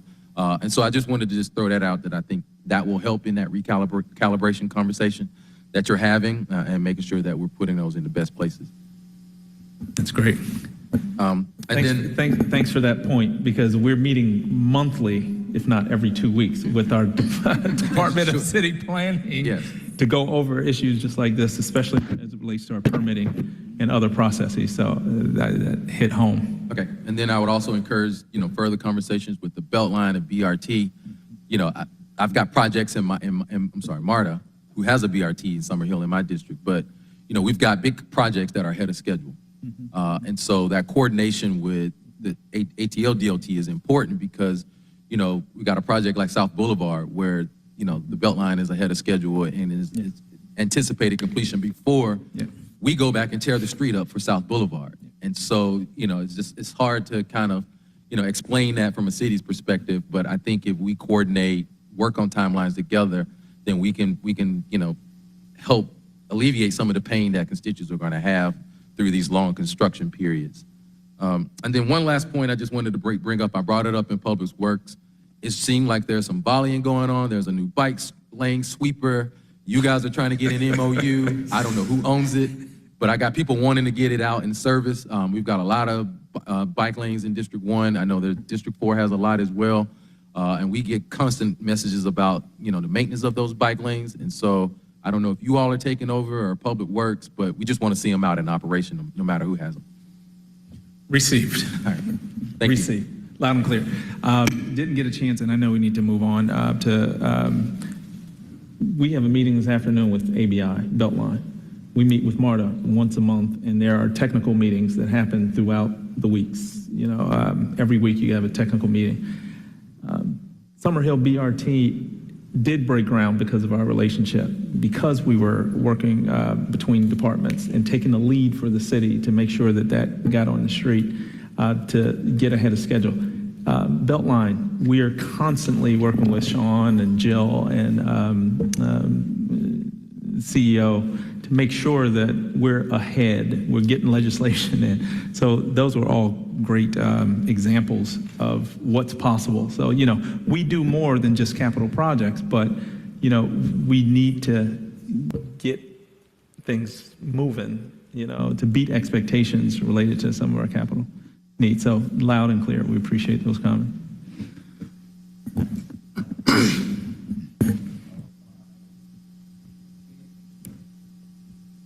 Thank you as well, Commissioner. I appreciate the service you've given to our district. I think I'm always proud to hear some of the stuff going on in the city because I know Councilmember Norwood said we're 12 years behind. In my district, we're 17 years behind. We dealt with a lot of improvements coming to one portion, but none coming to the other portion. As we have no sidewalks in one part of the district, and we have broken sidewalks in the other portion. So I want to know about the sidewalk fund that we passed last year, and how do you think we can use it this year to fix the broken sidewalks in District 12 and the no sidewalks in District 12? So I mentioned the indefinite delivery, indefinite quantities. There's something in Atlanta that we focus on called equity. There are what in planning and some particular terms might be considered communities of concern, but we have identified those areas that need to be prioritized, and we will be distributing those dollars out to our own cause. This isn't a one and done. This will become a part of our culture in the city, especially with ATL DOT. So going to say we have met with your constituents, we have been with you. Browns Mill, we got a lot of work to do, and we're focused on District 12. Aline and Avon as well. Aline Ave and Avon Ave, they have sidewalk with metal things poking out of them. They have like metal sticks poking out of them. These sidewalk repairs have to happen in my Capitol View neighborhood and my Dare Park neighborhood. The rest of my community has zero sidewalk to speak of. So I want to talk about that. Safe streets, Cleveland Avenue safe streets. Do you know where we are with that? I see 20, where are we with that?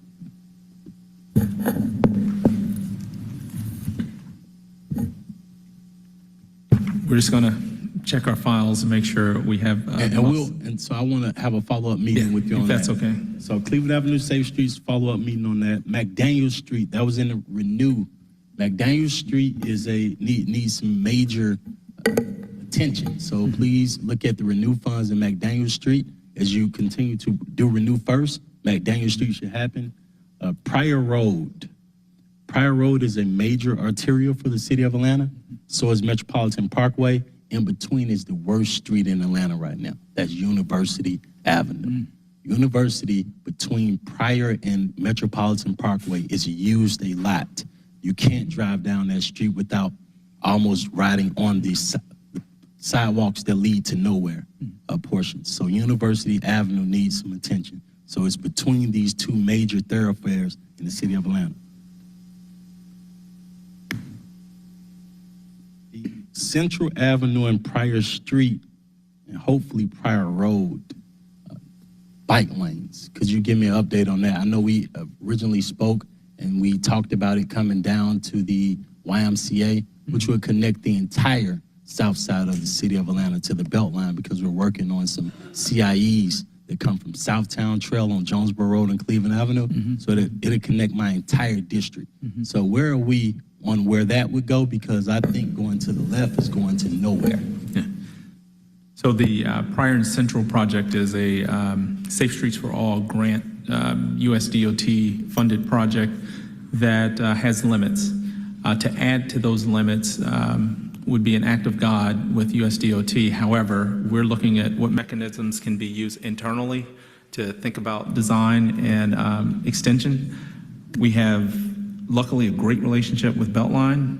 We can think about our TAD and our Beltline opportunities. There is a number of developments that are, as you know, on the horizon down in the area. So when you think of impact fees and building up the infrastructure in that corridor, that's something we're still investigating, but we will follow up with our conversations that we've.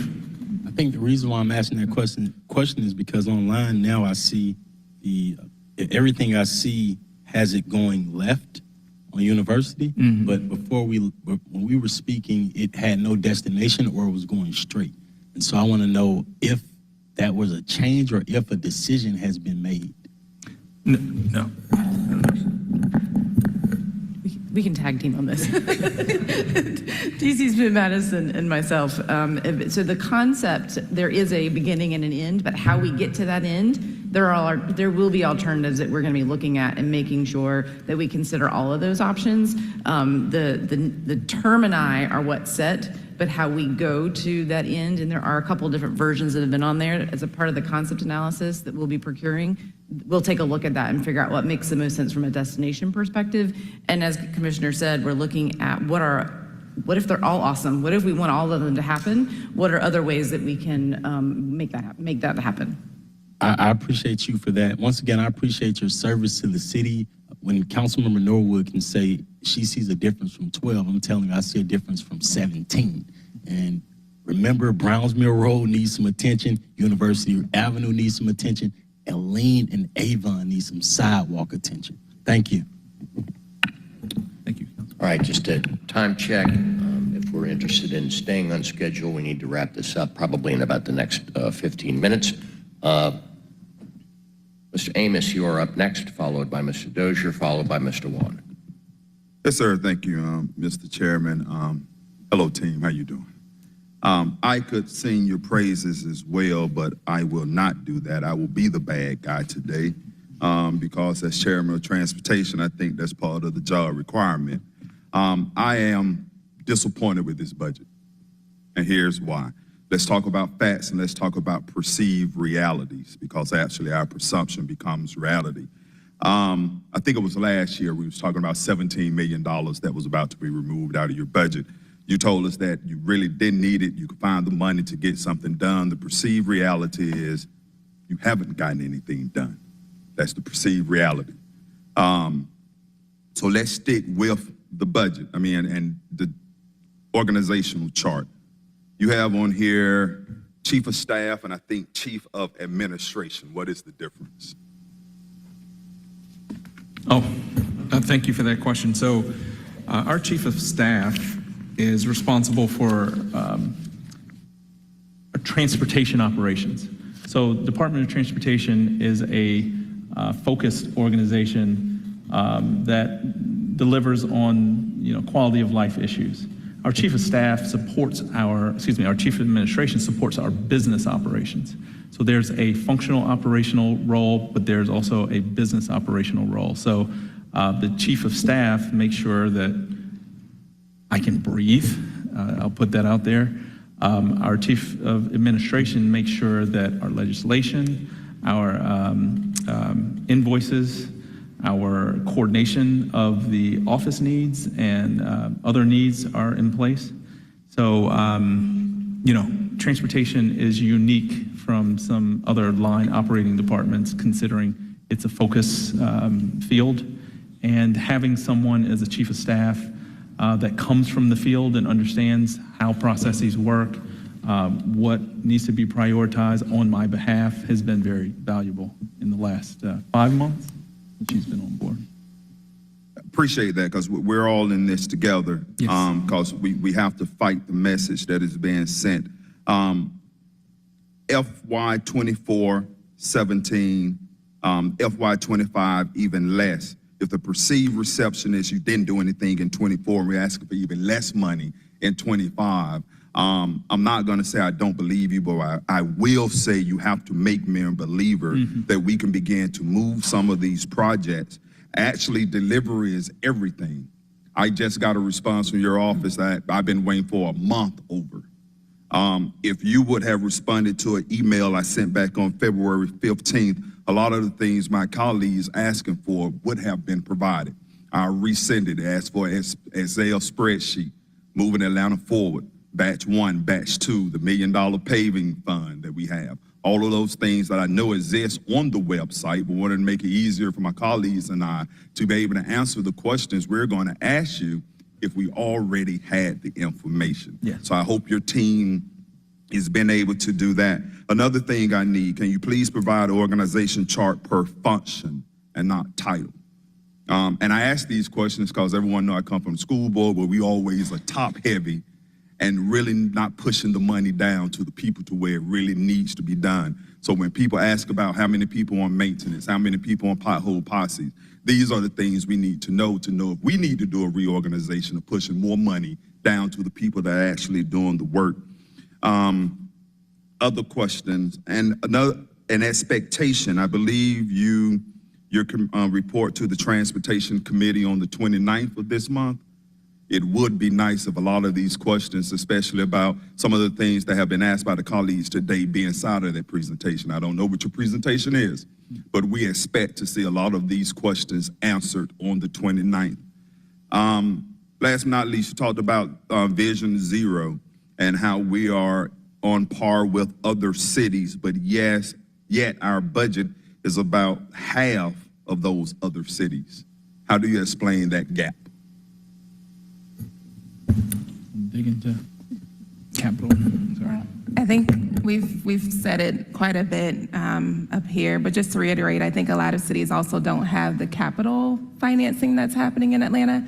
We've got this major $450 million T-SPOS and bond program, and really safety and equity was the driver behind a lot of the projects.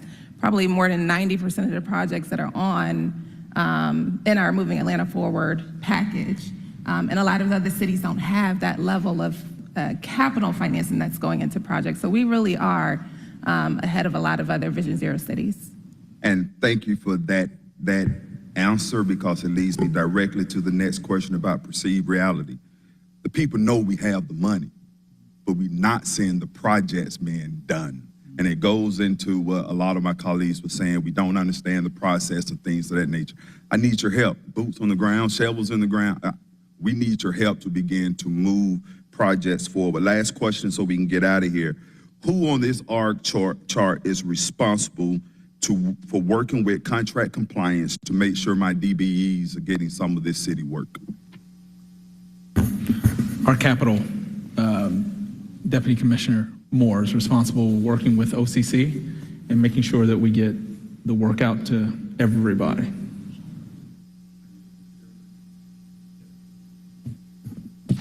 Thank you, Mr. Chair. Thank you all for coming today and going through the meat grinder. I know it's a fun morning. I promise my question is quick. I'm very interested in the count that y'all have for project managers. I know that's really the lifeblood of making sure these projects get delivered on time and under budget. I recognize that there's growth in that arena. How many project managers are we looking to hire in total? So how far are we away from that need to deliver projects that we have, whether it's moving line forward, whether it's renew, but where are we still deficient if we are deficient? So total at this point is 28, and we should reach that mark by end of July this year. Okay. And then just out of curiosity, I imagine once project managers are done with projects, they'll have future projects. This may not necessarily be a conversation for today, but I am very curious about what future projects y'all are looking at taking on outside of moving line forward, outside of renew. I know there's a lot of federal grant opportunities that are available, and I know our offices are very interested in seeing the projects that y'all are delivering in our communities to be bigger and better. So I just want to add that as a comment. We'll love to talk about RAISE grants and mega grants and other reconnected communities and seeing what we can do to fully maximize our strong relationship with our federal partners. Mr. Chair, I yield. Thank you. Thank you, Commissioner, and your team for presenting the budget. I've got some questions here. The first category are budget, your budget ask. On page 9, $2 million in other financing uses. I don't think I've heard you explain specifically what that is or what it's for. And the budget book description doesn't.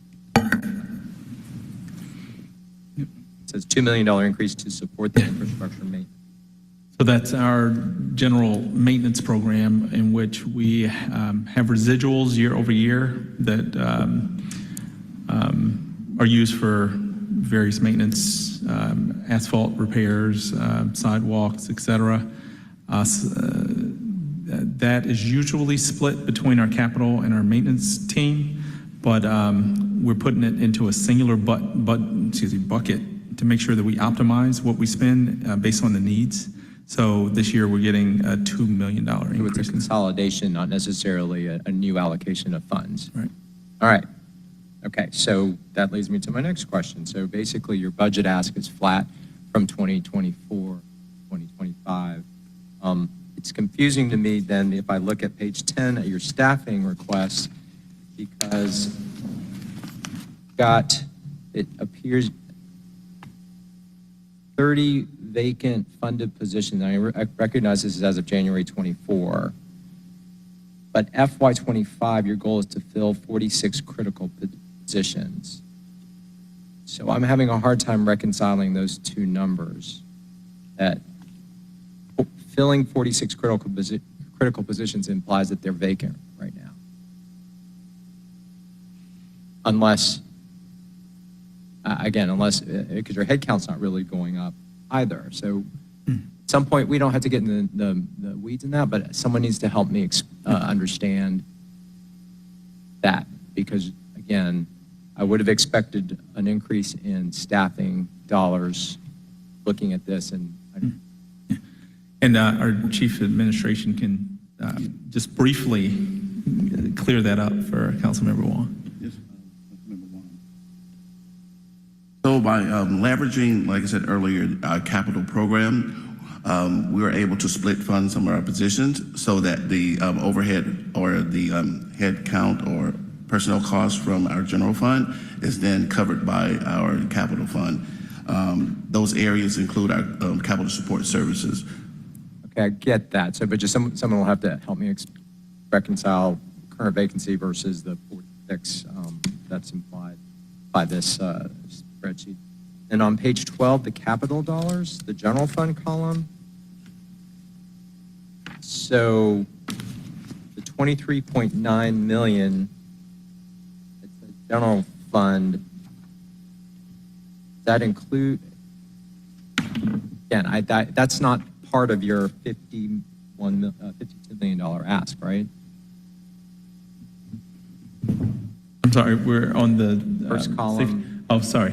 This is just a breakout of how safety will be supported with our general fund and our safety fund. So the capital is existing within our capital program and the different projects, and general is within our general fund program and how we're going to appropriate funds throughout our budget towards it. I understand that. I guess I just, maybe this will be a offline with finance, but understanding how that 23.9 million is moving through the budget book.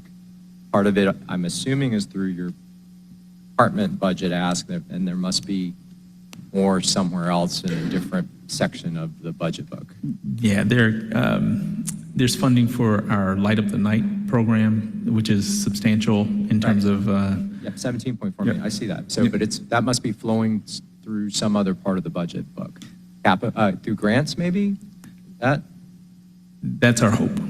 All right, we anticipate receiving additional funds for that program. It's a substantial amount. All right. And again, there's, when we talk about grants, there's sustainability opportunities for lighting. Yeah, maybe that's something we'll just take offline. I just need to, again, this is a nice number to report to the public of $110 million, but I just need to understand how it's moving through this other book that we have. All right, those are just my quick questions. So jumping off of where Councilmember Amos was, looking back, FY22, 63 million budget. FY23, that dropped by $6 million. 7, last year it dropped again to 50, and this year it's flat. I mean, it's really flat because the $2 million increase is, like you said, it's a consolidation from somewhere else. And yet you've got 110 million that you're going to deploy. I'm going to ask Councilmember Winston's question a different way. He asked whether you think you've got the right budget. I'm going to ask it in a way of, I'm not convinced. I'm not convinced that your budget ask is going to really help move the needle. It doesn't make sense to me because we've been dropping money from your account. It's flat from last year. The progress that we saw in the current fiscal year, I'm not convinced. Doesn't make sense to me how we're going to all of a sudden now flip a switch and really be able to deploy just because we're adding 5 more project managers or 10 more project managers. Help me with that.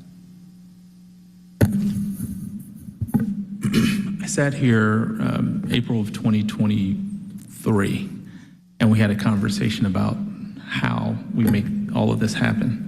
I sit here before you in 2024 with a team and an opportunity to actually activate those dollars that are within our capital program. We talked about it last year. We've actually got the instruments in place to activate those programs. It's substantial. And I think that was the intent of our capital programming, is to take advantage of all that money, because the perception is we have money.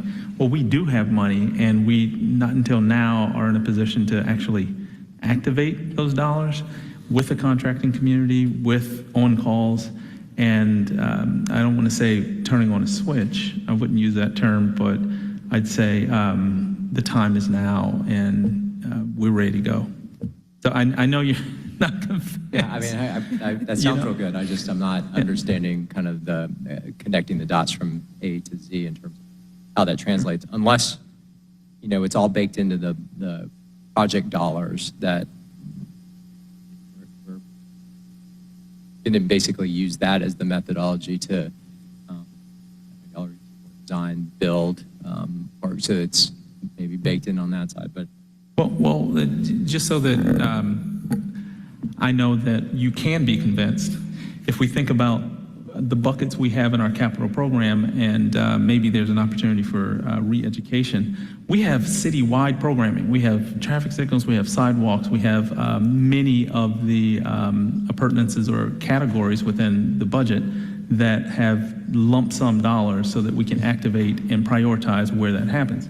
We've gone through analysis of where we prioritize those investments, and we just need the contractors. We just need to be able to go out and do it. And what that does is it changes our business model relative to our general fund and how we operate on a daily basis. by taking advantage of those capital dollars. So there's a conversation we can have, you know. We're going to need to. I think last year I was hopeful. This year you're hearing the skepticism in my voice because I just don't feel like the budget ahead, the changes in what you're presenting is a significant or radical enough transformation in order to accomplish the lofty goals that y'all have set forward. And I think part of that is just, my final point is just, you've heard it from all of us, including Councilmember Collier Overstreet, I'm not feeling a sense of urgency on this. You know, she's got her Renew project. You know, I've got mine. That was Monroe. That's been kind of stalled out, and I would say it's not embarrassing. It's actually humiliating for me to be out in the community when this is a 7-8-year-old project, and then there are community engagement meetings with South Boulevard, which I get, but our folks are going to go on like, wait a minute, why are we, you know, why is this still stuck in the ground? And then it's harder even when, and I'm going to continue resisting it, but when y'all come asking for more money with bond financing to do other projects, and I won't be comfortable supporting those until I feel like, yeah, no, y'all actually have turned the ship and had an inflection point, and we do have the ability to do capacity. So you have the unenviable position of being the one department that the public sees that isn't necessarily direct service related. They see trash pickup, they see if the streets are clean, they see park space, but y'all are the ones where the public measures progress most directly through y'all, and we cannot lose sight of that. We cannot lose sight of that given the money that y'all are sitting on, given the expectations of the public, and given, quite frankly, also the pressure we're going to be getting from the bondholders, not just moving Atlanta forward, which has a 5-year timeline, but at some point the Renew folks are going to come back and go, y'all have had 10 years to do this and nothing's happening. So just go back to that point of sense of urgency. You're hearing it from all of us. Again, it's no joke that you've had the biggest audience of council members.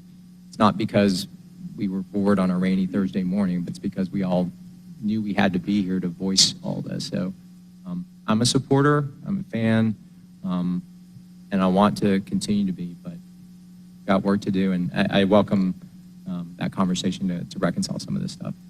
Thank you for those comments. Mr. Dozier, as a follow-up, I have a RFI, and then we're going to make room for courts. Ms. Boone was on the list, but had not been recognized, so you can go right after Mr. Dozier. I just had a quick follow-up question with the conversation we had about the number of project managers that we're hiring. What is the current workload of our existing project managers? Are they taking on 2-3 projects? What does that look like, and what is optimal for those individuals? Good to go? Yeah. So back when we had, I'm going to say this time last year, you had, I'm going to say 13 project managers. You had some project managers that had upwards of 10 to 15 projects. And that's probably attributing to why some stuff ran slower. Now you're looking at having currently today 23 project managers going up to 28. Our goal and the way we're assigning currently, because in the last 2 months we just brought in 6 more project managers. The optimal number for efficiency is more around 6 or 7 projects per project manager. That way they can put the dedicated focus, the dedicated effort into making sure those projects move from strategy and planning to engineering, to procurement, to construction, and to closeout. And so where are we at today? Today we are at 23. By July we'll be at 28. I mean, sorry, what Projects, 6 to 8 projects. Yeah. So we're at where we want to be in terms of optimization. There's some that still have more, but those are being offloaded. As we bring more in, we're spreading those projects so that everybody's continually evened out. Thank you. I yield. Thank you, sir.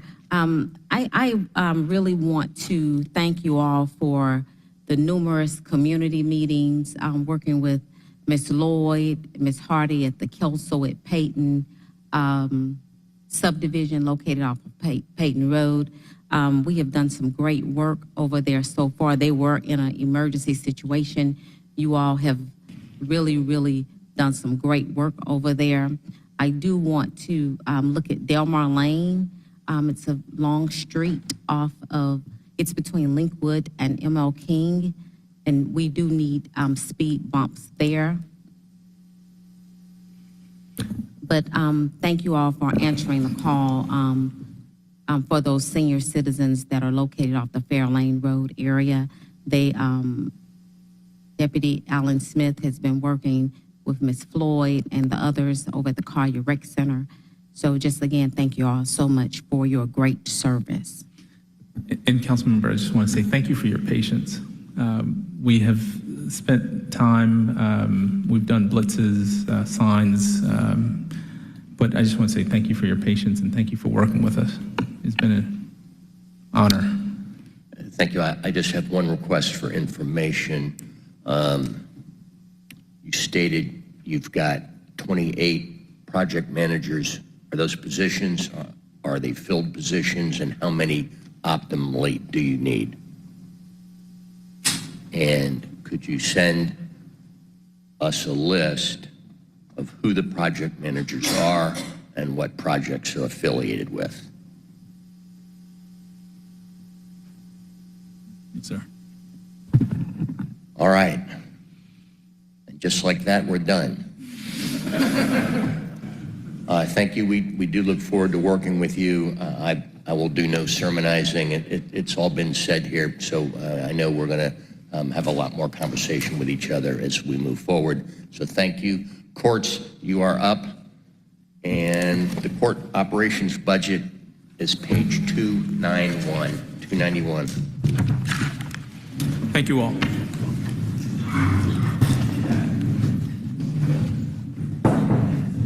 Did you get up first when you went off the stage?